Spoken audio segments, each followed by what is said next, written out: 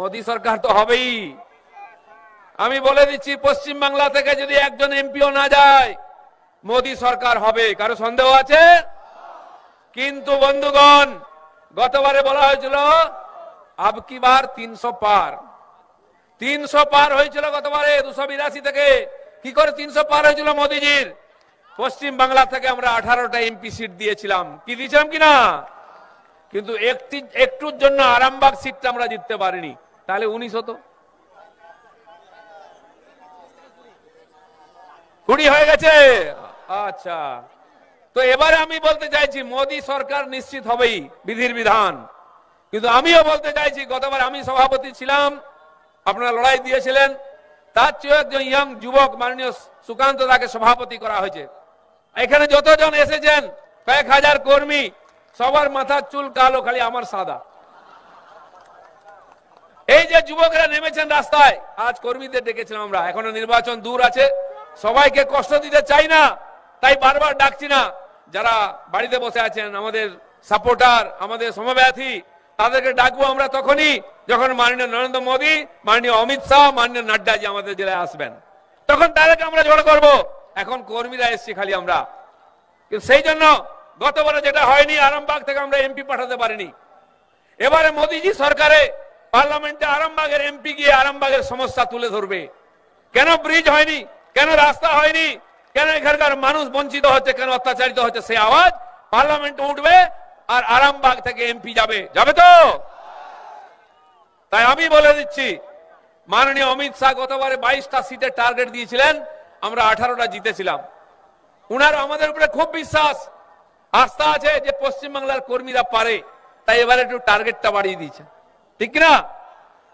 ছেলে একটু ভালো রেজাল্ট করলে যদি 40% পায়, বলে 50 পেতাম। 50 পেলে বাবা বলে 60 পেয়ে যাবি, লড়ে যা। তা আমরা তো গতবারে 50 পেয়েছিলাম প্রায়, এবারে 60%, 35টা টার্গেট দিয়েছেন অমিত শাহ। কি বেশি মনে হচ্ছে?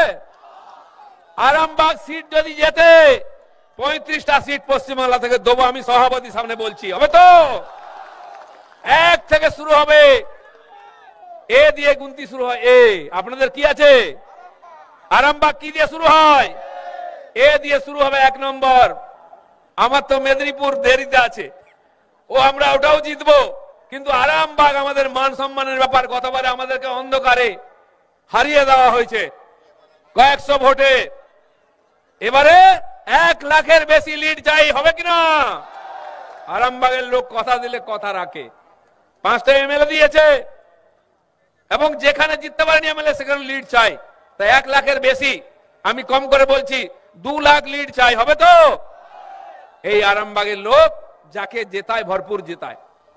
আমাদের এমএলএ জিতিয়েছে। সিপিএম টিএমসি এখানে 5 লাখ 7 লাখ ভোটে জিততো।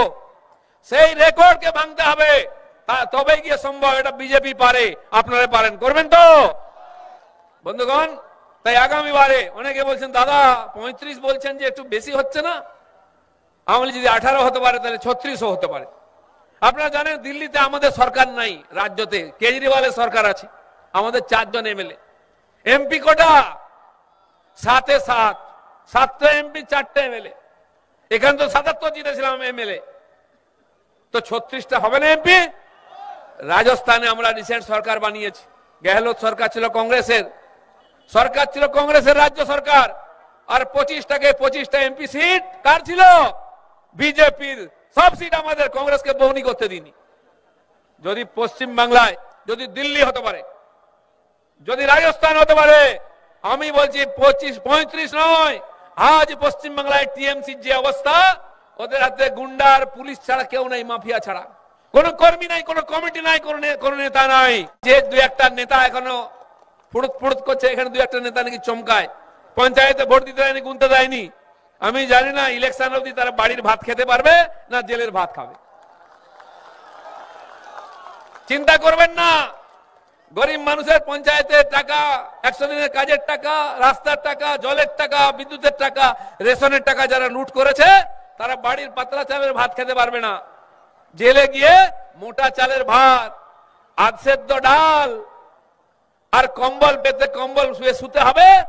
এই সিমেন্টের উপরে বালিশ জুটবে না, নরম দেখে ইট মাথায় দিয়ে ঘুমতে হবে। শুরু হয়ে গেছে রোজ ডাকাডাকি, কখন কাকে টুক করে ধরে নিয়ে চা খাওয়াবে কেউ জানে না। সেটা ঘাবড়াবেন না।